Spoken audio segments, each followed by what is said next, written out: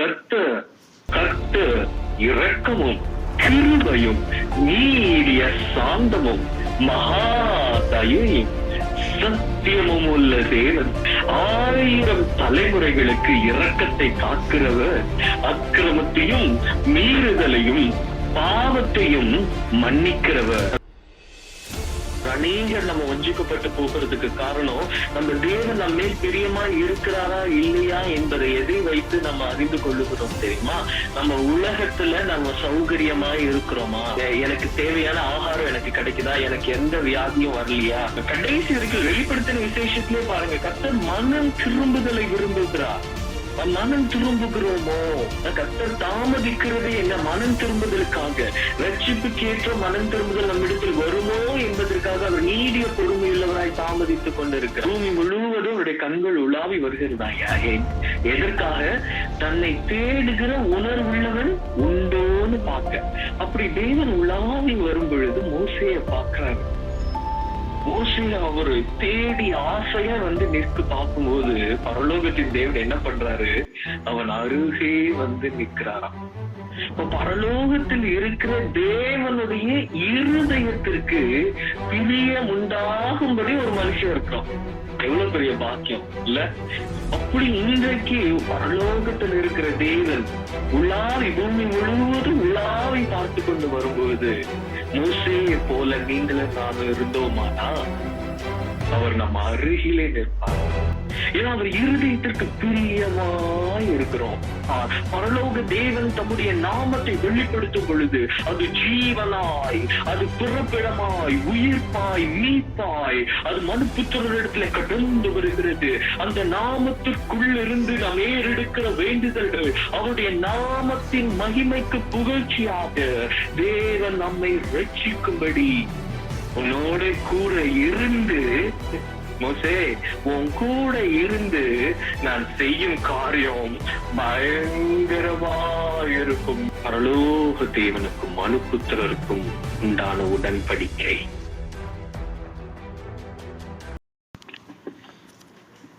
So தேவன் தம்முடைய ஜனத்தை தம்முடைய பெரிய ரட்சிப்பினாலே அவர்களை ரட்சித்து எகிப்தினுடைய கரத்தில் இருந்து அவர்களை விடுவித்து அவர்களை வனாந்தரத்திலே இரவும் பகலுமாய் அவர் தூஷித்து அவர்களை பாதுகாத்து அவர்களுக்கு எல்லாவுமாய் அவர் இருக்கிறார். மேக ஸ்தம்பமாய், அக்னி ஸ்தம்பமாய் அவர்கள் முறுமுறுக்கிற ஜனமாய் இருந்தும் தேவன் அவர்களை பூஷிக்கிற கர்த்தராய் இருந்தார் என்று நம்ம பார்த்தோம்.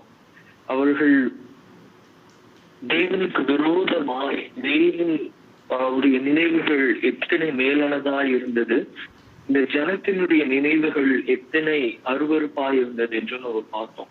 கர்த்தர் அவர்களை எவ்வளவாய் நேசித்து தம் இருதயத்தை திறந்து அவர்களுக்கான மேலான திட்டங்களை அவர் மோசேயின் இடத்துல சொல்லி கொண்டிருக்கிறார். அதே வேளையில் தானே அந்த ஜனங்கள் தங்களுடைய மனுஷ சிந்தையிலே அவர்கள் என்ன செய்தார்கள்? தங்கள் சுய சிந்தையின் மேல் சார்ந்து தேவனுக்கு விரோதமாய், தேவனுக்கு அருவருப்பாய் இருக்கிற கிரியைகளிலே தங்களை கெடுத்து கொண்டிருந்தார்கள் என்று பார்த்தோம். அப்படித்தான் நாமும் தேவன் நம்மை குறித்து மேலான நினைவுகளை, மேலான திட்டங்களை வைத்திருக்கும் பொழுது நம்ம சுய சிந்தை மேல் சாருகிறதுனாலே நம்ம தேவனுக்கு விரோதமாய் அவருக்கு அருவருப்பான நிலைகளிலே நிற்கிறோம் என்றும் நம்ம பார்த்தோம்.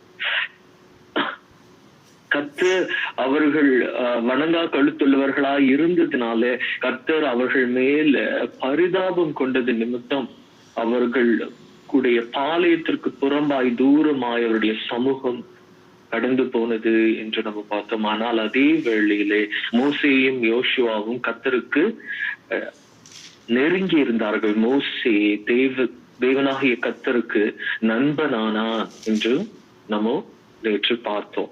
கர்த்தர் உடைய இருதயம் நம்மிடத்தில் சேரும்படி வருகிறவர்களை சேர்த்து கொள்ளுகிறது என்று பார்த்தோம். மோசேக்கு கர்த்தருக்கு அருகில் ஒரு ஸ்தலம் இருந்தது. தேவனிடத்திலே கிட்டி சேரும்படி, தேவனை தரிசிக்கும்படி பிளவுண்ட கண்மலை அவர் அருகிலே இருந்தது என்று பார்த்தோம். அவர் நம் இயேசு கிறிஸ்து, நாம் கிறிஸ்து இயேசுவுக்குள்ளாய் நாம் தேவனை தரிசிக்கிறவர்களாய் இருக்கிறோம் என்றும் நேற்று நம்ம பார்த்தோம். சோ இந்த அதிகாரத்திலும் தேவனாகிய கர்த்தர் மோசேயின் இடத்துல மறுபடியும் அவர் தம்மிடத்துல இந்த ஜனங்களுக்கு கற்பலகைகளை தேவன் அவர்களுக்கு முன்பு அறிவித்த நியமங்களை வார்த்தைகளை மறுபடியும் அவர் கொடுக்க சித்தமுள்ளவராய் மோசேயை அழைப்பித்து மோசேயின் இடத்திலே அவர் சொல்லி மோசே எழுதினதை தான் நம்ம இந்த அதிகாரத்துல பார்க்கிறோம். ரைட். சோ தேவனாகிய கர்த்தரை இந்த ஜனங்கள் விரோதித்த அந்த நாட்களில் கூட அவர்களுக்கு மன்னா பொழியப்பட்டது. நம்ம தேவனால போஷிக்கப்படுகிற பொழுது நமக்கு ஒரு தவறான புரிதல் இருக்கும். நான் கர்த்தருக்கு பிரியமில்லாதவனா இருப்பேன், ஆனா கர்த்தர் எப்படி என்ன போஷிப்பாரு, கர்த்தர் எப்படி என்ன நடத்துவாரு என்று சொல்லி. ஆனா இந்த ஜனங்க அந்த கன்றுக்குட்டியை உண்டு பண்ணி கொண்டு இருக்கும் போதும் அவர்களுக்கு மன்னா அருளப்பட்டது. அவர்கள் தேவன் அவர்களுக்கு கொடுத்த நன்மைகளில தான் அவங்க கன்றுக்குட்டியை உண்டாக்கினாங்க. அதனால கர்த்தர் அவர்களுக்கு கொடுக்கிற ஆகாரத்தையும் தண்ணீரையும் தடை பண்ணல. அதனால்தான் தேவனாகிய கர்த்தரை நம்ம எப்படி கூப்பிடுகிறோம்? அவர் நல்லோர் மேலும் தீயோர் மேலும் மழையை பெய்ய பண்ணுகிற கர்த்தர். அவர் மழையை பெய்ய பண்ணுகிற கர்த்தர். அவர் நல்லோர் மேலும் பெய்ய பண்ணுகிறார், தீயோர் பேரிலும் அவர் பெய்ய பண்ணுகிறார். அதனால நம்ம என்ன நினைத்துக் கொள்ளுகிறோம்? கர்த்தர் அவங்களை ஆசீர்வதிக்கிறார். இல்ல, கர்த்தர் யாவருக்கும் இரக்கம் செய்கிறார், யாவரையும் அவர் தான் போஷிக்கிறார். அதனால இயேசு கிறிஸ்து சொல்றார், நீ பார்க்கிற நீங்க கனவீனமாய் வேல்யூ பண்ணுகிற நினைக்கிற அந்த 2 காசுக்காக நீங்க விற்கிற அந்த புறா குஞ்சுகளை கூட தேவன் தான் போஷிக்கிறார். நீங்க புறாக்களிலே நன்மையான புறா, தீமையான புறா, கெட்ட புறா, நல்ல புறா என்று பார்க்க முடியாது. நம் மனுஷருடைய பார்வையிலே அந்த புறாவை அவங்க எப்படி மதிப்பிடுகிறாங்க? மிக குறைவான மதிப்பீடுள்ள அந்த புறா குஞ்சுகள் கூட தேவன் போஷிக்கிறார் என்று இயேசு கிறிஸ்து நமக்கு சொன்னார். சோ தீயோரையும் அவர் போஷிக்கிறார். நீங்க ஐசாயால 50 நினைக்கிறாங்க, இந்த வசனம் இருக்கும், நிக்கிரகம் பண்ணுகிறவனையும் நான் அல்லவா சிருஷ்டித்தேன் என்று கர்த்தர் சொல்லுகிறார். கொல்லனையும் நிக்கிரகம் பண்ணுகிறவனையும் நான் அல்லவா சிருஷ்டித்தேன் என்று கர்த்தர் சொல்லுகிறார். சோ தேவன் அவர்கள் தேவனுக்கு அருவருப்பாய் இருந்த பொழுதும், அவங்க தேவனுக்கு விரோதமாய் அவர்கள் நடந்த போதும் தேவன் அவர்களை போஷிக்கிறவராயிருந்தார். சோ தேவனாகிய கர்த்தர் அவர்களை அழைத்த தேவன் அவர்களுக்கு தர வேண்டிய அந்த போஜனமும் பானமும் அவர்களுக்கு அருளப்பட்டு கொண்டே இருந்தது. அப்படிதான் நமக்கு இந்த பூமியில நமக்கு இதுக்கு கர்த்தர் என்ன நல்லதான் வச்சிருக்கிறார். அநேகர் நம்ம வஞ்சிக்கப்பட்டு போகிறதுக்கு காரணம், நம்ம தேவன் நம்ம மேல் பிரியமா இருக்கிறாரா இல்லையா என்பதை எதை வைத்து நம்ம அறிந்து கொள்ளுகிறோம் தெரியுமா? நம்ம உலகத்துல நம்ம சௌகரியமா இருக்கிறோமா? டெய்லி எனக்கு வேலை கிடைக்குதா? டெய்லி எனக்கு தேவையான ஆகாரம் எனக்கு கிடைக்குதா? எனக்கு எந்த வியாதியும் வரலையா? நான் சுகமா இருக்கிறேனா? நான் நினைச்சதெல்லாம் நடக்குதா? நான் விருப்பப்பட்டு ஜெபம் பண்ணுகிறது எல்லாம் நடக்குதா? இதெல்லாம் நடக்குது. இதெல்லாம் நினைச்ச ஆண்டவர் செய்யறாரு, இதெல்லாம் எதிர்பார்க்கிற ஆண்டவர் செய்யறாரு. என் வீட்டு நல்லா இருக்கு, நான் சுகமா தங்கி இருக்கிறேன். அப்படிதான் அந்த ஐஸ்வர்யவான் இருந்தான். அந்த ஐஸ்வர்யத்தை யார் தருகிறா? தேவன் தான். ஏன்னா பூமியும் அதன் நிறைவும் கர்த்தருடையது. ஒருவனை ராஜாவாக்குகிறதும் ஒருவனை தள்ளி போடுகிறதும் கர்த்தரால் ஆகிறது. ரைட்? சோ இப்ப தேவன் தான் அந்த ஐஸ்வர்யவானுக்குரிய ஐஸ்வர்யத்தை தந்தார். நம்ம பார்த்தோம்ல, தானியேல் பார்க்கும்போது தேவன் தான் நேபுகாத்நேச்சாருடைய சம்பத்து, அவனுடைய பலன், அவன் கரத்தை ஆசீர்வதித்ததெல்லாம் யாரு? தேவன் தான் என்று நம்ம பார்த்தோம். அப்போ அந்த ஐஸ்வர்யவான் நல்ல ஐஸ்வர்யமாய் அவன் விரும்பினபடி சம்பரணமாயெல்லாம் இருந்தான். அவனுக்கு அதையெல்லாம் மருளி செய்தது யாரு? கர்த்தர். ஆனா இந்த லாசர் எப்படி இருக்கிறான்? அவன் தேவை எதுவுமே அவனுக்கு கிடைக்கல. அவனுக்கு பேசிக்கா ஒரு மனுஷனுக்கு தேவையான பேசிக் நெசசிட்டி 3 விஷயம் இல்லையா? அடிப்படை தேவை மனுஷனுக்கு என்ன? 3 ஆகாரம், தங்குற இடம், அவன் உடுத்துக்கிற உடை இல்லையா? அப்போ அது மூன்றுமே அவனுக்கு இல்ல. அவனுக்கு ஆகாரமே அந்த அந்த பணக்காரன் வீட்டுல குப்பை தொட்டியில போட்டாதான் கிடைக்கும். அவன் ஆடையே உடுத்த முடியாத அளவுக்கு அவன் உடம்பு முழுவதும் பருக்கள், நாய் நக்குகிற நிலையில அவன் இருக்கிறான். அவன் தங்குவதற்கு இடம் இல்லை, அவன் தெருவில இருக்கிறான். ஆனா அவன் தேவனுக்கு பிரியமா இருந்தான். ஆனா இது எல்லாம் ஐஸ்வர்யத்தினால அவன் நினைச்சதை வாங்க முடியும், நினைச்சது செய்ய முடியும். அவனுக்கு வேலை செய்ய ஆட்கள், அவன் மேல அவனை குறிச்சு கௌரவமா பெருமையா பேசுற ஆட்கள், அவனை பார்த்து கர்த்தரால் ஆசீர்வதிக்கப்பட்டவன் சொல்றதுக்கு ஆள் இருந்துச்சு. இவனை பார்க்கும்போது இவன் கர்த்தரால் சபிக்கப்பட்டவன், பாரு சோத்துக்கு கூட வழியிடாம இருக்கிறான். ஆனா யார் தேவனுடைய பார்வைக்கு பிரியமா இருந்தார்கள்? இவன் இயேசு கிறிஸ்துவே அப்படிதான் நினைத்தாங்களாம். இயேசு கிறிஸ்து அற்புத அடையாளங்கள் செய்யும் போது எல்லாம் பிரமிச்சவங்க. அவரு மெய்யாகவே இவர் தீர்க்கதரிசி, அவர் செய்யற கிரியைகளை பாருங்க அப்படின்னு பிரமிச்சவங்க. அவர் சாப்பாடு மல்டிப்ளை பண்ணி கொடுத்த உடனே அவரை ராஜாவாக்க தேடினவங்க. 5 அப்ப 2 மீன்ல இத்தனை பேர் நம்மள போஷித்தாரே, அவரை ராஜாவாக்கலான்னு தேடின அதே ஆட்கள் அவர் அடிக்கப்பட்டவராய், அவமானப்படுத்தப்பட்டவராய், அவர் சிலுவையில தொங்குகிற அந்த வேளையில் அவரை பார்த்து என்ன நினைத்தாங்களா? இவர் தேவனால் அடிக்கப்பட்டவர், இவர் தேவனால் சபிக்கப்பட்டவர் என்று சொன்னார்களாம். இல்லையா? சோ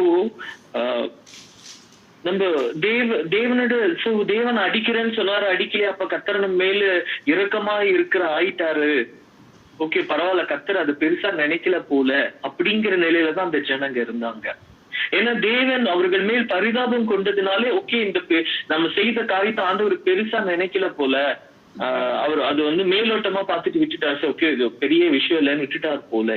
ஏன்னா தேவன் அவர்கள் மேல் பரிதாபம் கொண்டது அந்த உடன்படிக்கை நிமித்தம், தம்முடைய நாமத்தின் நிமித்தம். அவர் தேவன் இது வெளிப்படையாக சொல்றார், நான் உங்க நிமித்தம் அல்ல, என் நாமத்தின் நிமித்தம் நான் உங்களுக்கு இரக்கம் செய்தேன் என்று. அப்படிதான் தேவன் இந்த ஜனங்களை பாக்குறாங்க. இப்ப தேவன் அவங்களுக்கு மறுபடியும் மனம் திரும்புவார்களோ? ஏன்னா மனம் திரும்புதல் இல்லாமல் கர்த்தரிடத்தில் சேர முடியாது. கர்த்தர் எனக்கு இரக்கம் செய்துட்டார் என்பதினாலே நான் மன்னிக்கப்பட்டேன் என்று அர்த்தம் இல்ல. எப்போ நான் மன்னிக்கப்படுவேன்? மனம் திரும்புதல் உள்ளதான். எனக்கு கர்த்தர் எனக்கு தீங்கு செய்வதிலிருந்து அவர் மனஸ்தாபப்பட்டிருக்கிறார். நான் தீங்கு செய்யாம அதிலிருந்து அவர் மனம் திரும்பி இருக்கிறாரு. தீங்கு செய்யாதபடிக்கு தேவன் என்ன செய்திருக்கிறாரு? மனஸ்தாபப்பட்டாரை தவிர எனக்கு எப்ப மன்னிப்பு உண்டாகும்? நான் மனம் திரும்பும் போது. இப்போ நம்ம ஓகே அநேக வேளைகளில நம்முடைய இருதயம், அதாவது நீங்க கடைசி வரைக்கும் வெளிப்படுத்தின விசேஷத்திலே பாருங்க, கர்த்தர் மனம் திரும்புதலை விரும்புகிறார். மனம் திரும்புகிறோமோ? அவர் நம் இருதயத்தை நோக்கி மன்னிப்பு அழுதார், என்னை அழிக்கல, என்னை தண்டிக்கல, எனக்கு நோய் என்னை சாக கர்த்தர் ஒப்பு கொடுக்கல, ஓகே கர்த்தர் உனக்கு வாய்ப்பு கொடுக்கிறார். எதற்காக? மனம் திரும்பும்படி. ஆண்டவரே என்று சொல்லி. ஆனா நம்ம மனம் திரும்புதல் இல்லாம என்ன தெரியுமா செய்யறோம்? இந்த ஜனங்க இப்ப நம்ம பார்க்க போறோம்ல, அவங்க எப்படி மறுபடியும் தேவனை சோதித்தார்கள். ஏன்னா அவங்க மனம் திரும்பல. மனம் திரும்புகிறவன் கர்த்தருக்கு கீழ்பட்டு இருப்பான். ஓகே கர்த்தர் தான் நம்மள அழிக்கலையே, மத்தவங்களும் 3000 பேர் தான் செத்து போயிட்டாங்க, அப்ப நம்மளெல்லாம் அவர் பெருசா நினைக்கல போல இருக்கு. அவனுங்க ஓவரா பண்ணாங்க, நம்ம ஓரளவுக்கு தான் பண்ணோம், அவனுங்க ஓவரா பண்ணாங்க, அதனாலதான் கர்த்தர் அடிச்சுட்டாரு. நம்ம பாருங்க, நம்ம தான் அப்ப அந்த அளவுக்கு பண்ணலையே. ஏன்னா 3000 பேர் தான் கொல்லப்பட்டாங்க, மற்றவங்க எல்லாரும் அந்த பரிதாபத்தினால காக்கப்பட்டிருக்காங்க, அவ்வளவுதான். ஆனா அவர்களுடைய நிலை என்ன? அவங்க ரொம்ப மோசம், அவங்க பார்வையில நம்ம பண்ணதோட அவன் ரொம்ப அதிகமா பண்ணான், அதனாலதான் கொல்லப்பட்டுட்டான். அது கர்த்தர் சொல்றாங்க. நீங்க இயேசு கிறிஸ்து சொல்லும்போது பாருங்க, அவருடைய நாட்களில ஒரு கோபுரம் இடிந்து அந்த விழுந்த ஜனங்களை குறித்து கிறிஸ்து சொல்லுகிறார். அவரு அதை கம்பேர் பண்ணி சொல்றாரு. அந்த அந்த கோபுரம் இடிந்து விழுந்த ஜனங்கள் விட நீங்க நல்லவர்களோ? இல்ல, அவங்க செத்து போயிட்டாங்கிறதுனால அவங்க உங்களை விட மோசமானவங்க என்று அர்த்தம் இல்லை என்று இயேசு கிறிஸ்து சொல்லுகிறார். அப்படிதான் இந்த ஜனங்களுடைய நிலையம் இருந்தது. அவங்க கொல்லப்பட்டுட்டாங்கன்னா இவங்க ரொம்ப நம்மளை விட மோசமானவங்க, நல்லா கர்த்தர் அவங்களை அடிச்சுட்டாரு, நம்மள அவர் அவ்வளவோ மன்னிச்சுட்டாரு, நம்மளை ஏற்றுக்கொண்டுட்டாரு, நம்ம செய்தது அவரு தப்பா நினைக்கல. மனம் திரும்புதல் என்றால் என்ன? நானும் அவர்கள் கிரியை செய்த பொழுதும் எனக்கு ஒரு வாய்ப்பு கொடுக்கப்பட்டிருக்கு, நான் திரும்புகிறேன் அப்பா, என் அக்கிரமத்தை விட்டு நான் திரும்புகிறேன், என் அருவருப்பின் கிரியைகள் என்னை அடிக்காமல் நீர் விட்டிருக்கிறீரே, நான் அடிக்கப்படுவதற்கு முழுவதும் பாத்திரன், என்னை இந்த நொடியில நீர் நிர்மூலமாக்க முடியும், உடைய சன்னிதானத்துல நிற்பதற்கு எல்லளவேனும் எனக்கு தகுதி இல்லை, உடைய கிருபைக்கு நான் கீழ்பட்டு இருக்கும்படி நான் மனம் திரும்புகிறேன்.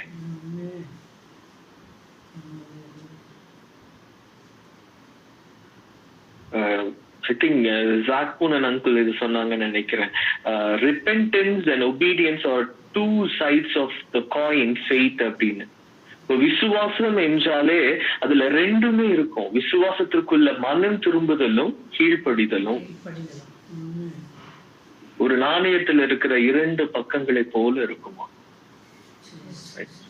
சோ மனம் திரும்புதலோடு நாம் இருக்கிறோம். இல்ல கர்த்தர் செய்கிறார், தாமதிக்கிறார், அது நம்ம வாசிச்சோம்ல. கர்த்தர் தாமதிக்கிறதே என்ன? மனம் திரும்புதலுக்காக, ரட்சிப்புக்கேற்ற மனம் திரும்புதல் நம்மிடத்தில் வருமோ என்பதற்காக அவர் நீடிய பொறுமையுள்ளவராய் தாமதித்துக் கொண்டிருக்கிறார். ஆனா வணங்கா கழுத்த ஜனம் அந்த தாமதத்தை என்ன செய்யும்? நம்ம கொல்லப்படுவதற்கு அளவுக்கு நம்ம தப்பெல்லாம் ஒன்னும் செய்யல என்று அவர்கள் இன்னும் கர்த்தரை சோதிக்கும்படி, கர்த்தரை பரீட்சை பார்க்கிறவர்களாக இருப்பார்கள். அப்படித்தான் இந்த ஜனங்களும் இருந்தாங்க. இப்போ அப்படிப்பட்ட இந்த ஜனங்கள் இடத்துல கர்த்தர் மறுபடியும் மோசேயை நோக்கி என்ன சொல்றாருன்னா, மோசேயை கூப்பிடுறாரு கர்த்தர். நீ முந்தின நான் உனக்கு கொடுத்தல அந்த கற்பலைகளை நீ கையில எடுத்தெல்லாம் பார்த்திருக்கல, அந்த கற்பலைகளுக்கு போலவே வேற 2 கற்பலைகளை நீயே செய்யன்னு சொல்றார். முன்பு கர்த்தரை செய்து கொடுத்தார், இப்ப மோசையை செய்ய சொல்றார். அந்த கற்பலையை போலவே செய்து நீ அதுல எழுதும்படி நான் மறுபடியும் உனக்கு வார்த்தைகளை தரேன்னு சொல்லி சொல்றார். ஆனா நீ காலையில என்ன செய்ய, விடியற் காலத்துல நீ ஆயத்தமாயி நீ சீனாய் மலையில, நான் முன்பு உன்னை சந்தித்த அதே மலையில நீ ஏறி அங்கே மலையின் உச்சியிலே காலமே என் சமூகத்திலே வந்து நெல் என்று மோசேக்கு சொல்றாரு. இந்த வார்த்தைகள் எல்லாம் அப்படியே ரிப்பீட் ஆகும். முதல் தடவை கர்த்தர் மோசேயின் இடத்துல சொன்னதை அது அப்படியே சொல்லுவாரு. உன்னோடு கூட ஒருத்தரும் வரக்கூடாது, மலையில எங்கேயும் ஒருவனும் காணப்படக்கூடாது, இந்த மலையின் சமீபத்தில் கூட ஆடோ மாடோ மேயவும் கூடாதுன்னு சொல்றாரு. அப்போது மோசே முந்தின கற்பனைகளுக்கு ஒத்த 2 கற்பனைகளை கற்பலகைகளை அந்த டேப்லெட் கல்லுல உண்டான பலகைகளை அவர் செஞ்சுட்டு அதிகாலமே எழுந்து கர்த்தர் தனக்கு கட்டளையிட்ட 2 கற்பலகைகளையும் கையில எடுத்துக்கொண்டு அவர் சீனாய் மலையில காலங்காத்தால அவர் மோசே ஏறுகிறார்.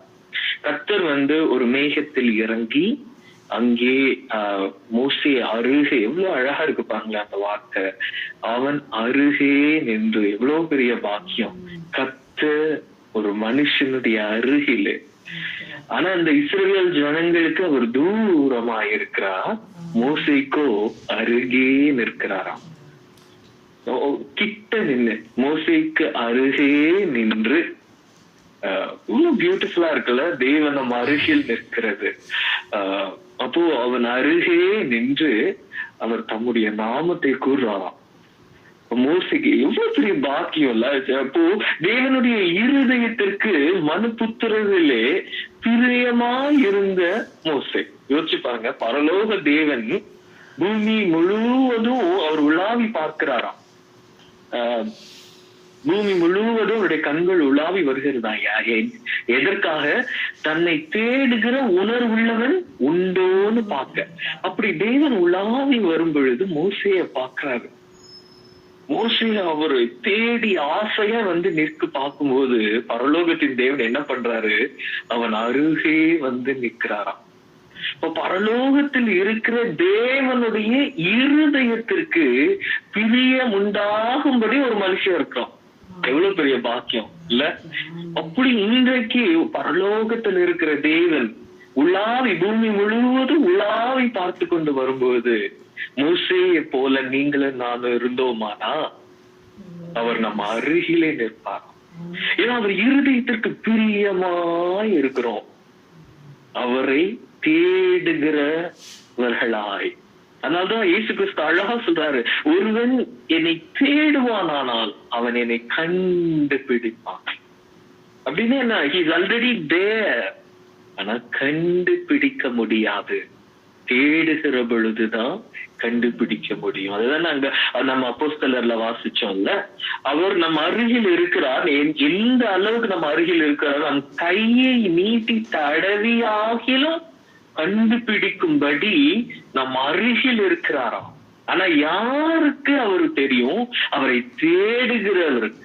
யாரா இருந்தாலும் அவரை தேடி பரலோக தேவனே நம்மை தெரிஞ்சுக்கணும், நம்மை அறிஞ்சுக்கணும், நீங்க மெய்யாகவே உயிரோடு இருக்கிறீங்களே, என் தகப்பன் ஆயிற்றே, இந்த உலகத்தில் இருக்கிற அன்பு எல்லாம் மாயை, பரலோகத்தில் இருக்கிற என் தகப்பனே, நான் உம்முடைய அன்புல நம்மை கிட்டி சேருகிறேன், நான் உம்மை அறிந்து கொள்ள விரும்புகிறேன், நான் உம்மை தேடுகிறேன் என்று சொல்லுகிற அந்த மனுஷன் அருகில் நிற்கிறாராம். தடவியாகிலும் கண்டுபிடிக்கும்படி. எப்படி அருகில் அவர் தம்மை வெளிப்படுத்துகிறாராம். அப்படிதான் கர்த்தர் மோசேக்கு தம்முடைய நாமத்தை கூறுகிறார். மோசேக்கு அருகிலே நின்னுக்கிட்டு கர்த்தர் தம்முடைய நாமத்தை மோசேக்கு கூறுகிறார். என்னன்னு சொல்றாரு? கர்த்தர் அவனுக்கு முன்பாக கடந்து போகிற போது கர்த்தர் தன்னை வெளிப்படுத்துறாரு. என்னன்னு சொல்றாரு?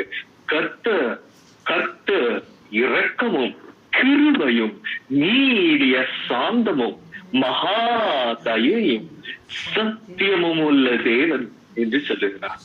அவர் தன் நாமத்தை மோசேக்கு அறிவிக்கிறார்.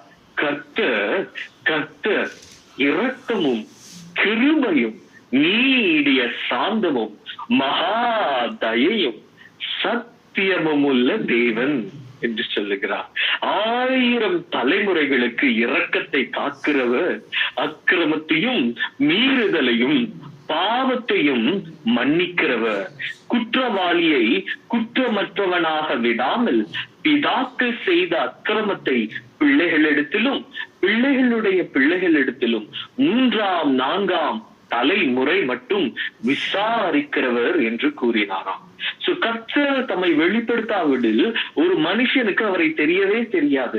அப்ப கர்த்தர் மோசேக்கு தன்னை வெளிப்படுத்தும்படி தம்மை யார் என்று அறிவிக்கிறார். அப்போ கர்த்தர் முதல்ல சொன்ன தன்னை வெளிப்படுத்த மோசேக்கு சொன்ன வார்த்தை என்ன? இரக்கம். வா, இரக்கம், கிருபை, நீடிய சாந்தம், மகா தயை, சத்தியமும் உள்ள தேவன். இரக்கமும் கிருபையும் நீடிய சாந்தமும் மகாதயையும் சத்தியமுள்ள தேவன் 1000 தலைமுறைகளுக்கு இரக்கத்தை காப்பாராம். அப்பா, 1000 தலைமுறைகளுக்கு இரக்கத்தை காக்கிறவர். இந்த வார்த்தைய ஒரு மனுஷன் கேட்க முடியும், ஆனா பார்க்க முடியாது. ஏன்னா அவன் ஒரு தலைமுறைய பார்த்தாலே பெரிய விஷயம். இல்ல 2 தலைமுறைய பார்க்கலாம், மிஞ்சு மிஞ்சு போனா 3 தலைமுறைய பார்க்கலாம். 4வது தலைமுறைய ஒரு மனுஷனால பார்க்க முடியாது. ஆனா அவர் 1000 தலைமுறைகளுக்கு இரக்கத்தை காக்கிறவர். அவர் இரக்கத்தை காக்கிறவரா, தருகிறவர்னு சொல்லல பாருங்களேன், காக்கிறவர். அந்த இரக்கம் அவரால காக்கப்படும். அப்படின்னா அந்த இரக்கம் எடுபட்டே போகாது. 1000 தலைமுறை வரைக்கும் அந்த இரக்கம் அவன் சந்ததியில காக்கப்படும், காக்கப்படும், அசையாமல் தேவனால் காக்கப்படுமா. சரி, அக்கிரமத்தையும் மீறுதலையும் பாவத்தையும் மன்னிக்கிறவராம் இல்ல. என இரக்கம் காக்கப்படுகிறது. அந்த இரக்கத்தில் காக்கப்படுகிற பொழுது அக்கிரமும் மீறுதலும் பாவமும் மன்னிக்கப்படுமா. அவர் மன்னிக்கிறவர். பியூட்டிஃபுல். அதே நேரத்துல அவர் இரக்கத்தை காக்கிறவர், அதே நேரத்துல குற்றவாளியை குற்றமற்றவனாக அவர் விடமாட்டார். பிதாக்கள் செய்த அக்கிரமத்தை அவர் பிள்ளைகளிடத்திலும் பிள்ளைகளுடைய பிள்ளைகளிடத்திலும் 3ஆம் 4ஆம் தலைமுறை மட்டும் அவர் விசாரிப்பார். ஆனால் அவர் 1000 தலைமுறைக்கு இரக்கத்தை காக்கிறவர். பியூட்டிஃபுல்லா இருக்கு பாருங்க. 1000 தலைமுறைக்கு அவர் தம் இரக்கத்தை காக்கிறவர். கிரகித்துக் கொள்ளவே முடியாது, விசுவாசிக்க மாத்திரம்தான் முடியும். இந்த தேவன் என்றென்றும் உள்ள சாதா காலமும் நமது தேவன், மரண பரியந்தம் நம்மை நடத்திடுவார். ஆனாதி தேவன் நடை கலவே அவர் நித்திய புயங்களும் ஆதாரமே. ஆனாதி தேவன் அடைக்கலமே அவர் நித்திய புயங்களும் ஆதாரமே. வா இல்ல, 1000 தலைமுறைகளுக்கு இரக்கத்தை காக்கிறவர் என்று சொல்லுகிறார்.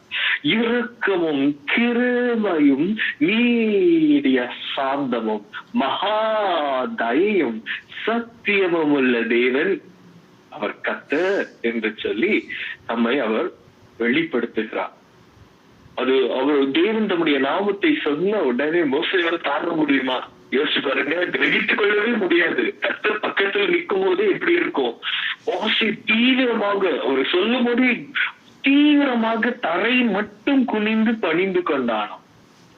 ஆண்டவரே, உம்முடைய கண்களில் எனக்கு கிருபை கிடைத்ததானால் எங்கள் நடுவில் வாங்கப்பா. அவர் கூப்பிடுறாரு, எங்க நடுவில் நீங்க வரணும்ப்பா. இரக்கமும் கிருபையும் நீடிய சாந்தமும் மகாதயையும் உள்ள தேவனே, 1000 தலைமுறைகளுக்கு இரக்கம் காக்கிறவரே, எங்கள் மீறுதலையும் அக்கிரமத்தையும் பாவத்தையும் மன்னிக்கிறவரு. நீங்க அந்த சினாரியோ பாருங்க. அவங்க அக்கிரமும் மீறுதலும் பாவமும் செய்திருக்கிற ஜனம், அவர்களுக்கு மறுபடியும் கற்பலகைகளை தம்முடைய வார்த்தையை கொடுக்க மோசே அழைக்கப்பட்டிருக்கிறார். தேவன் தம்முடைய நாமத்தை எப்படி விளங்க பண்றார் பாருங்களேன். ரொம்ப பியூட்டிஃபுல்லா இருக்குல்ல. See, we cannot understand his love. It's so fresh. அவ்வளவு புதுமையானவர், அவர் அருமையானவர், அவருடைய இட்ஸ் சோ ரெஃப்ரெஷிங். அது பயங்கரமான தேவன். நாம் அவர் தனியா மோசே இருக்கு யாருக்காக இப்ப மலைக்கு ஏறி வந்திருக்கிறார்? தேவனுக்கு விரோதமாய் மகா பெரிய பாவத்தை செய்த அந்த ஜனத்திற்காக மறுபடியும் தேவனுடைய வார்த்தைகளை கற்பலகைகளை எழுதும்படி அவர் வந்திருக்கிறார். அப்போ கர்த்தர் தம்முடைய நாமத்தை எப்படி வெளிப்படுத்துறார் பாருங்க, இரக்கமும் கிருபையும். சோ இந்த நாமத்திற்குள் மோசே எப்படி வேண்டுகிறார் பாருங்க.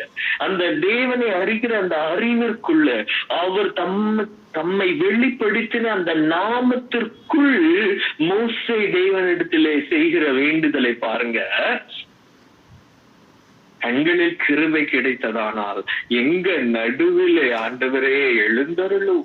நீர் இரக்கமும் கிருபையும் நீடிய சாந்தமும் மகாதயையும் சத்தியமும் உள்ள தேவனாயிற்று. ஓ எஸ், நீ அக்கிரமத்தையும் மீறுதலையும் பாவத்தையும் மன்னிக்கிறவராயிற்று. எங்க மத்தியில வாங்க, மறுபடியும் எங்க நடுவில எழுந்தருள வேண்டும். இந்த ஜனங்கள் வணங்கா கழுத்துள்ளவர்கள், அதை நான் அறிந்திருக்கிறேன். இந்த ஜனங்கள் வணங்கா கழுத்துள்ளவர்கள் தான், என் கண்களினாலே அவர்கள் செய்த அக்கிரமத்தை பார்த்தேன். நீரோ பாருங்க, அவருடைய நாமத்திற்குள் இருந்து கேட்கிறார், நீரோ எங்கள் அக்கிரமத்தையும் எங்கள் பாவத்தையும் மன்னித்து எங்களை உமக்கு சுதந்திரமாக ஏற்றுக்கொள்ளும் என்றார். ஓ க்ளோரியா பிரபு. தேவனுடைய அந்த சாவரன் வில், அவருடைய அநாதி சித்தத்திற்குள் பாருங்க, தேவனுடைய கிரியையாய் நிற்கிற மோசே, தேவனுடைய கிரியையாய் மனுஷரிடத்திலிருந்து தேவனிடத்திலே அந்த ஜனத்தை சேர்க்கும்படி நிறுத்தப்பட்ட தேவனுடைய கிரியையான மோசே, தேவனிடத்திலே தேவ சித்தத்திற்குள் செய்கிற வேண்டுதலை பாருங்க. கர்த்தருடைய நாமத்திற்குள்ளிருந்து அவர் செய்கிற வேண்டுதல். அந்த நாமம், தேவனுடைய நாமம் மனுபுத்திரருக்கு இரக்கமாய் ஈவாய் தயவாய் அருளப்படுகிறதை பார்க்கிறோம். தேவனுடைய நாமமே நம்மை அவரிடத்தில் சேர்க்கும்படி வெளிப்படுத்தப்படுகிறது. தேவன் தம்முடைய நாமத்தை வெளிப்படுத்துவதன் நோக்கமே, இருளிலே விழுந்திருக்கிற நாம், அக்கிரமத்திலே மரித்திருக்கிற நாம், பாவத்தின் ஆளுகைக்குள் சிக்கி தவித்துக் கொண்டிருக்கிற நாம், அவர் தம்முடைய நாமத்தை அனுப்புகிறார். பரலோக தேவன் தம்முடைய நாமத்தை வெளிப்படுத்தும் பொழுது அது ஜீவனாய், அது பிறப்பிடமாய், உயிர்ப்பாய், மீட்பாய், அது மனுபுத்திரரிடத்திலே கடந்து வருகிறது. அந்த நாமத்திற்குள் இருந்து நாம் ஏறெடுக்கிற வேண்டுதல்கள் அவருடைய நாமத்தின் மகிமைக்கு புகழ்ச்சியாக தேவன் நம்மை ரட்சிக்கும்படி அவருடைய நாமம் பலமுள்ளதாய் மனுஷரிடத்தில் வெளிப்படுகிறது. அதைதான் நாங்க இங்க பார்க்கிறோம். அவர் கர்த்தருடைய நாமத்திலிருந்து எங்களை உமது சுதந்திரமாக ஏற்றுக்கொள்ளும் என்று கேட்கிறார். அதற்கு கர்த்தர் பதில் சொல்றார் பாருங்க. கர்த்தர் சொல்லுகிற பதில், நான் இதோ ஒரு உடன்படிக்கையை பண்றேங்கிறாரு. அவருடைய நாமத்திற்குள் இருந்து அவர் நாமும் ஊற்றுண்ட பரிமள தைலம், அவரையே நேசிக்கிறேன். வண்டர்ஃபுல். அவர் நாமும் ஊற்றுண்ட பரிமள தைலம். இதை கேட்கும் போது மோசேக்கு எப்படி இருக்கும்? அவர் நாமம் ஊற்றுண்ட பரிமள தைலம், அவரையே நேசிக்கிறேன். அல்லேலூயா துதி அல்லேலூயா, எந்த நன்னலாமே சுவை பாடிடுவேன். அல்லேலூயா துதி அல்லேலூயா, எந்த நன்னலாமே சுவை பாடிடுவேன். எத்தனை கிருபைகள் நித்தமும் அருளிய கர்த்தரை கொண்டாடுவேன். வண்டர்ஃபுல் இல்ல? இதோ நான் ஒரு உடன்படிக்கையை பண்ணுகிறேன். பூமி எங்கும் எந்த ஜாதிகளிடத்திலும் செய்யப்படாத அதிசயங்கள், ஏற்கனவே செய்ததே தாங்கிக் கொள்ள முடியாத அதிசயம், பயங்கர பிரமிப்பான அதிசயங்களை செய்த தேவன் இப்ப சொல்றாரு, இப்ப நான் ஒரு உடன்படிக்கை பண்றேன், இனி நான் செய்ய போறத குறிச்சு அவர் சொல்றாரு. எப்படி இருக்கு பாருங்க, பயங்கரம் இல்ல? நம்ம அவரிடத்துல போய் முடிந்ததோ என்று நிற்கும் பொழுது கர்த்தர் சொல்லுகிறார், நீ அறிந்திராதது, உன் புத்திக்கு எட்டாது, உன் கற்பனையிலும் தோன்றிராத காரியங்களை நான் உனக்கு காண்பிக்கிறேன் மோசே. இதோ நான் ஒரு உடன்படிக்கை ஏற்படுத்துகிறேன். அந்த உடன்படிக்கையில நீ பார்ப்ப, ஆனா பூமி எங்கும் எந்த ஜாதிகளிடத்திலும் செய்யப்படாத அதிசயங்கள் உன் ஜனங்கள் எல்லாருக்கும் முன்பாக செய்வேன். மகிமையானவர், மறுரூபமானவர், கிச்சலி பலம் அவர் கிண்ணற தோட்டம். மகிமையானவர், மறுரூபமானவர், கிச்சலி பழம் அவர் கிண்ணற தோட்டம். இல்ல, லீலி புஷ்பமே சாரனின் ரோஜாவே, லீலி புஷ்பமே சாரனின் ரோஜாவே, மகிமையானவர் மகா மேன்மையானவர், மகிமையானவர் மகா மேன்மையானவர். இல்ல, ஜாதிகளிடத்திலே பூமியில எந்த ஜாதிகளிடத்திலும் செய்யப்படாத அதிசயங்களை நான் உன் ஜனங்கள் எல்லாருக்கும் முன்பாக செய்வேன். உன்னோட கூட இருக்கிற ஜனங்கள் எல்லாரும் கர்த்தருடைய செய்கையை காண்பார்கள். எந்த கர்த்தர்? கர்த்தர், கர்த்தர் இரக்கமும் கிருபையும் நீடிய சாந்தமும் மகா தயையும் சத்தியமுள்ள அந்த கர்த்தர், 1000 தலைமுறைகளுக்கு இரக்கத்தை காக்கிற அந்த கர்த்தர், அக்கிரமங்களையும் மீறுதல்களையும் பாவத்தையும் மன்னிக்கிற அந்த கர்த்தருடைய செய்கைகளை காண்பார்கள். ஓ ரபூஷயந்தரபோ எந்தரபூஷயந்தலரபூ நகுதோ. உன்னோட கூட இருக்கிற ஜனங்கள் எல்லாரும் கர்த்தருடைய செய்கை எல்லாரும் பாப்பாங்க மோசே. உன்னோட கூட இருந்து கூட இருப்பேன் என்று சொல்லுகிறார். உன் கூட இருப்பேன் மோசே, உன் கூட இருந்து மோசே, உன் கூட இருந்து நான் செய்யும் காரியம் பயங்கரமா இருக்கும்.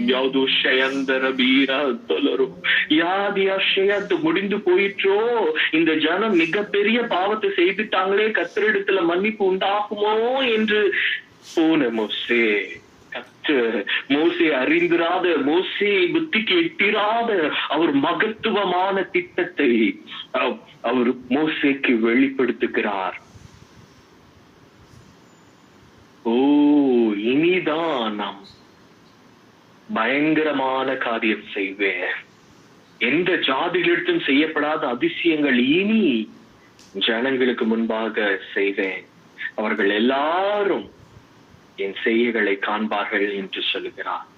இன்று நான் உனக்கு கட்டளையிடுகிறதை கைக்கொள் என்று சொல்லி அவர் மறுபடியும் முன்பு அறிவித்த அந்த வார்த்தைகளை எழுதும்படி அவர் சொல்ல தொடங்குகிறார். எமோரியனும் கானானியும் ஏத்தியனையும் பெரிசியனையும் ஏவியனையும் எபூசியனையும் உனக்கு முன்பாக துரத்தி விடுவேன். அவர் முன்பு சொன்ன அந்த வாக்குத்தத்தத்தை மறுபடியும் சொல்லுகிறார். நீ போய் சேருகிற தேசத்தின் குடிகளோடு நீ உடன்படிக்கை பண்ணக்கூடாது, எச்சரிக்கையாரு என்று தேவன் இப்போ எச்சரிப்பை சொல்லுகிறார். அந்த ஜாதி நீ போய் சேருகிற இடத்தில் நீங்க எப்படி எச்சரிக்கையாயிருக்க வேண்டும், இப்பதான் தேவன் அவர்களுக்கு எச்சரிப்பை கொடுக்க தொடங்குகிறார். ரைட்? அது என்ன எச்சரிப்பு என்று பார்க்கும்போது, அவர்களோடு நீங்க உடன்படிக்கை பண்ணக்கூடாது, பண்ணினால் அது உங்களுக்கு நடுவில் அது கண்ணியாயிருக்கும் என்று நம்ம பார்த்தோம். இது தேவன் சொன்ன காரியங்களை அவர் சொல்லிட்டே வராரு. அவர்களுடைய பலிபீடங்களை நீங்க இடிக்கணும்னு சொல்றாரு, அவர்கள் சிலைகளை தகர்க்கணும்னு சொல்றாரு, அவர்கள் தோப்புகளை வெட்டி போடணும். ஏன்னா அவங்க விக்கிரகங்களை வணங்கி இருப்பாங்க, அந்த விக்கிரகங்களுக்கு பலிபீடங்களையும் தோப்புகளையும் அவங்க வைத்திருப்பாங்க. அதை எல்லாவற்றையும் நீங்க தகர்த்து இடித்து வெட்டி போடணும்ன்றாரு. கர்த்தருடைய நாமம் எரிச்சல் உள்ளவர் என்பதை அவர் அவங்களுக்கு வெளிப்படுத்துகிறார். மோசே சொல்லுகிறார், என் நாமம் எரிச்சல் உள்ளவர், அவர் எரிச்சல் உள்ள தேவனே ஆகையால். அது பாருங்க, அதை எம்பசைஸ் பண்றாரு. கர்த்தருடைய நாமம் எரிச்சல் உள்ளவர் என்பது அவர் எரிச்சல் உள்ள தேவனே ஆகையால் அந்நிய தேவனை பணிந்து கொள்ள வேண்டாம். இது காட் மறுபடியும் அவங்களுக்கு சொல்லுகிறாங்க இல்லையா, நீங்க அந்நிய தேவனை நீங்க பணிந்து கொள்ள வேண்டாம். ஆனால் இங்க கர்த்தருடைய நாமத்தை அவர் அதுல வெளிப்படுத்துகிறார். நான் எரிச்சல் உள்ள தேவன், நான் அதை ஏற்றுக்கொள்ள மாட்டேன், அது எனக்கு அருவருப்பா இருக்கும், அது எனக்கு எரிச்சலா இருக்கும்.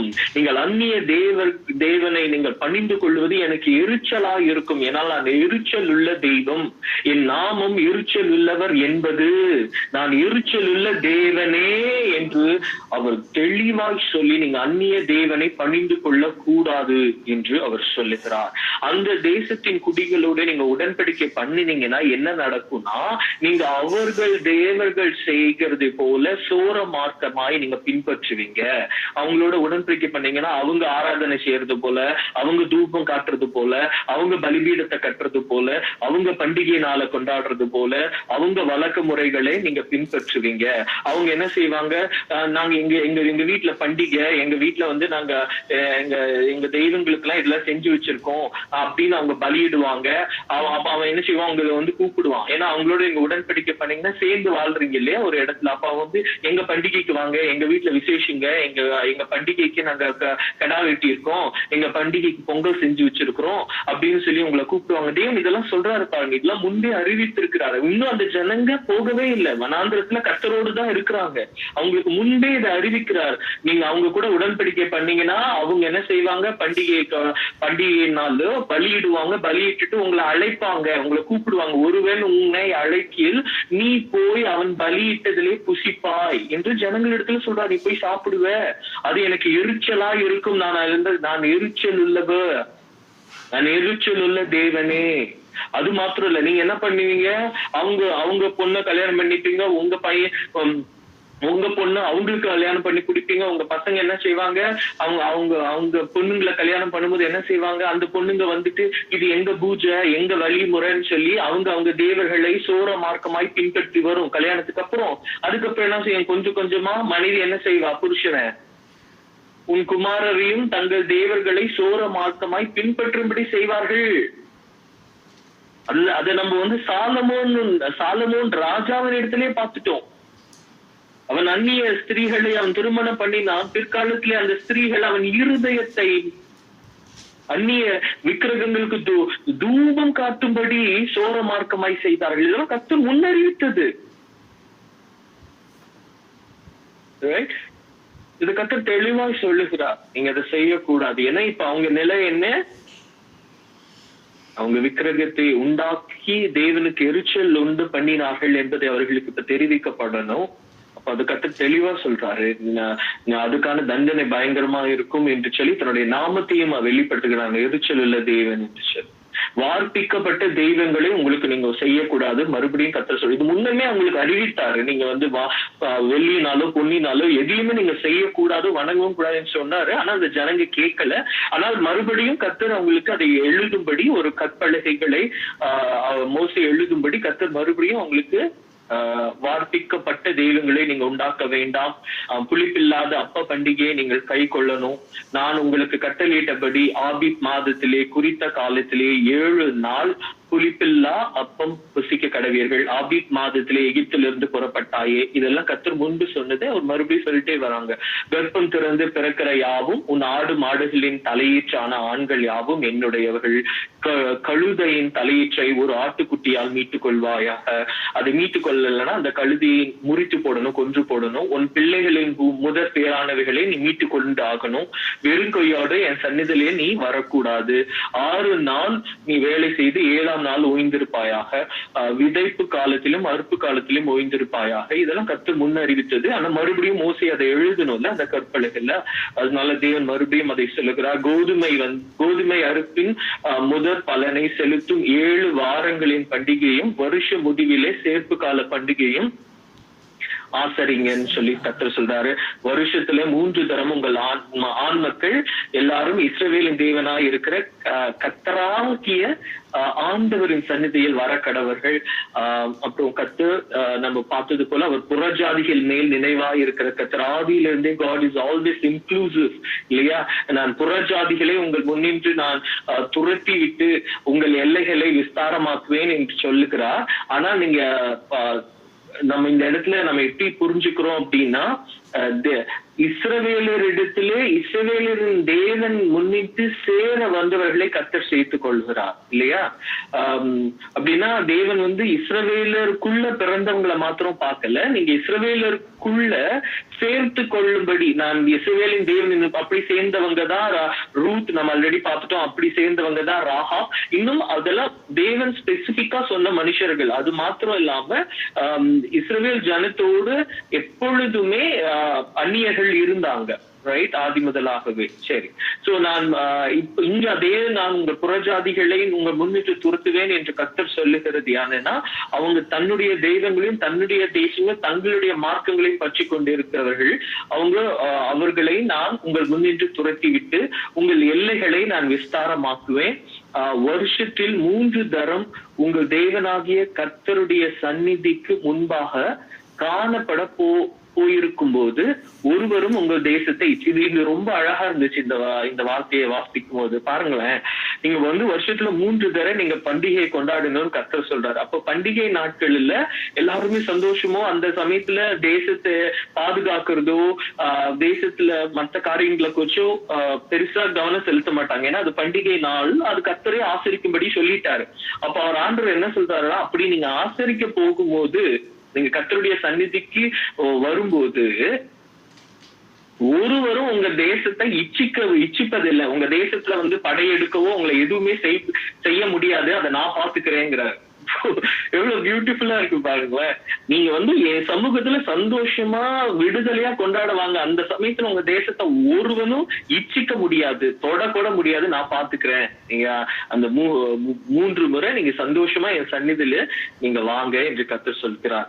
எனக்கு இடும் பலியின் ரத்தத்தை நீங்க புளித்த மாவுடன் செலுத்த வேண்டாம். பஸ்கா பண்டிகையின் பலியை நீ விடியற் காலம் வரைக்கும் வைக்க வேண்டாம். இதெல்லாம் கர்த்தர் மறுபடியும் சொல்றாரு. உங்கள் நிலத்தில் முதல் விளைந்த முதல் பலனை உங்கள் தேவனாகிய கர்த்தரின் ஆலயத்துக்கு நீங்க கொண்டு வாங்க. வெள்ளாட்டுக்குட்டியை அதன் தாயின் பாலிலே சமைக்க வேண்டாம். பின்னும் கர்த்தர் மோசேயை நோக்கி இந்த வார்த்தைகளை நீ எழுது என்று சொல்லுகிறார். தேவன் சொன்ன வார்த்தைகளை மோசே இப்போ தான் செய்து வந்த கற்பலகைகளில் எழுதுகிறார். இந்த வார்த்தைகளின்படி உன்னோடும் இஸ்ரவேலரோடும் நான் உடன்படிக்கை பண்ணினேன் என்று கர்த்தர் சொல்லுகிறார். அந்த உடன்படிக்கையில அவருடைய நாமம் பாத்தீங்களா? இந்த உடன்படிக்கையிலே அவருடைய நாமம் கர்த்தர், இரக்கமும் கிருபையும் இல்லையா, மகா தயம்,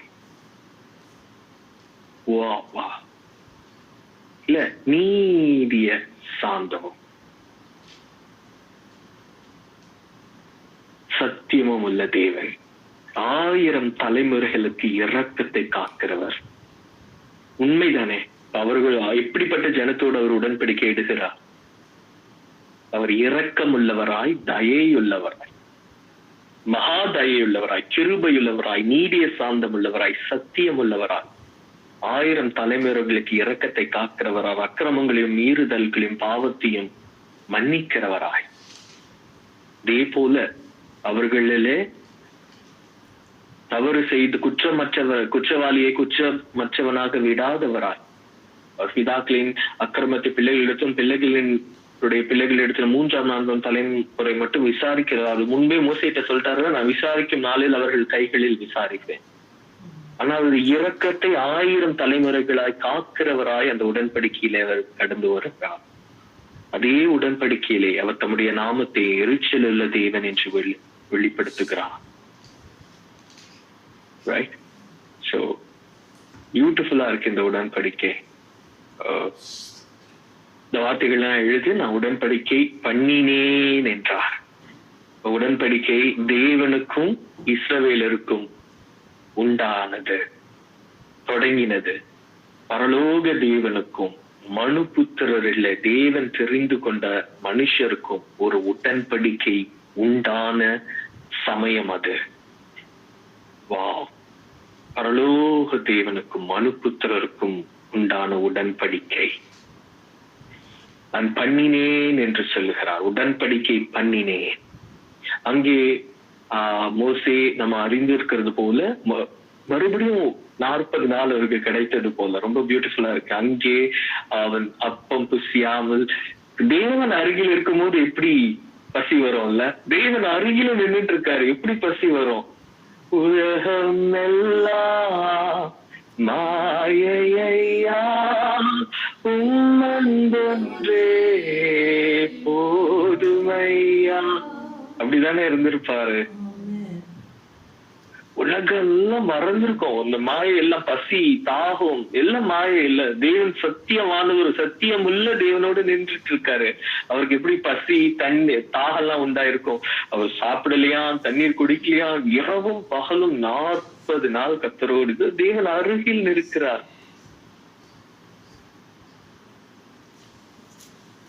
இல்ல, நாமும் துதிக்கையிலே இசையா, அன்பை ருசிக்கையிலே ராஜா, நாமும் துதிக்கையிலே இசையா, அன்பை ருசிக்கையிலே ராஜா,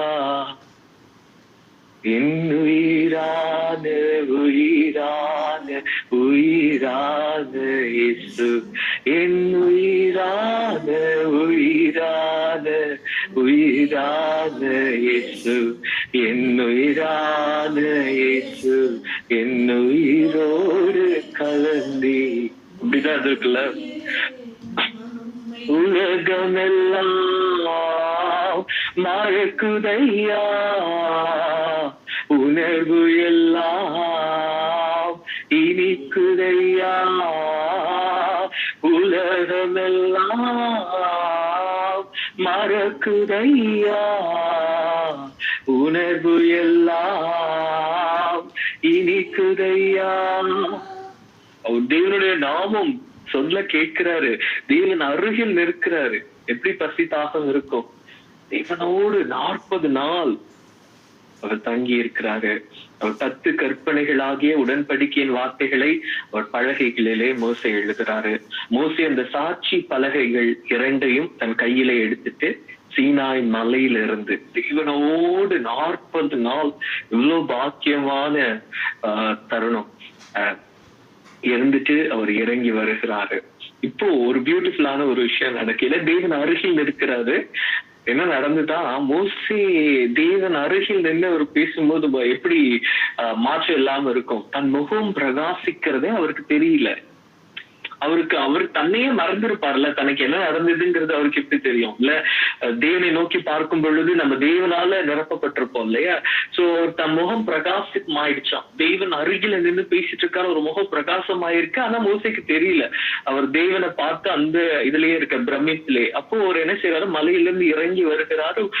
மோசே முகம் பிரகாசத்தோடு வருகிறது. ஜனங்களுக்கு பயம் உண்டாச்சு. ஐயோ, ஏன்னா ஒரு மனுஷனுடைய முகம் பிரகாசிக்காது இல்ல. ஆரோனும் இஸ்ரவேலு புத்திரர் எல்லாரும் மோசையை பார்க்கிறாங்க. அவர் முகம் பிரகாசமா இருக்கான். அதை கொண்டு பயந்துட்டாங்க. ஐயோ, இவர் என்ன மனுஷனா என்ன? அப்படித்தானே இருக்கும். ஏன்னா மனுஷனுடைய முகம் பிரகாசிக்காது. அப்போ அவங்க சேர பயந்துட்டாங்க. சமீபத்துல சேர பயந்துதான் மோசை அறிந்து அப்ப மோசை அவங்கள பக்கத்துல கூப்பிட்டு தன் முகத்தை முக்காடிட்டு கொள்றாரு. ஏன்னா அவங்க அதை பார்த்து ஏன்னா பயந்ததுனால கிட்ட வர முடியாதபடி இருக்கிறதுனால தன் முகத்தை முக்காடிட்டு கொண்டவராய். அப்பொழுது ஆரோனும் சபையில் உள்ள பிரபுக்கள் யாரும் மோசையின் இடத்துல வராங்க. மோசே அவர்களோடு கர்த்தர் சொன்ன வார்த்தைகளை சொல்லுகிறார். பேசினவைகள் எல்லாம் மோசே அவர்களுக்கு கற்பித்தான் என்று சொல்லி பார்க்கிறோம். மோசே அவர்களோடு பேசி முடிகிற வரைக்கும் தம் முக்காடு எடுக்கலையா. அவர் கர்த்தருடைய சன்னிதானத்திற்கு போகும்போதும் அப்ப மாத்திரம் அவர் முக்காடை எடுத்துக் கொள்வாரு. ஜனங்களிடத்துல கர்த்தர் சொன்ன வார்த்தைகளை சொல்லும் போதெல்லாம் முக்காடை எடுத்துக் கொள்வார். ஏன்னா அவர் தேவனுடைய சமூகத்துக்கு போகும் போதெல்லாம் அவருடைய முகம் பிரகாசிக்குமா. அதனால அது வழக்கமாயிருந்தது. சோ இஸ்ரவேல் புத்திரர் அவன் முகம் பிரகாசிப்பதை கண்டதுனால மோசே அவரோடு பேசும்படி உள்ளே பிரவேசிக்கும் வரைக்கும், தேவனோடு பேசும்படி உள்ளே போகிற வரைக்கும் அவன் முக்காடை திரும்ப தன் முகத்தின் மேல் போட்டுக் கொள்ளுவானா. இது மோசைக்கு ஒரு வழக்கமா இருந்தது. சோ தேவனிடத்துல சேர இல்ல நம் முகத்தை பிரகாசிக்க பண்ணுகிற கர்த்தர்.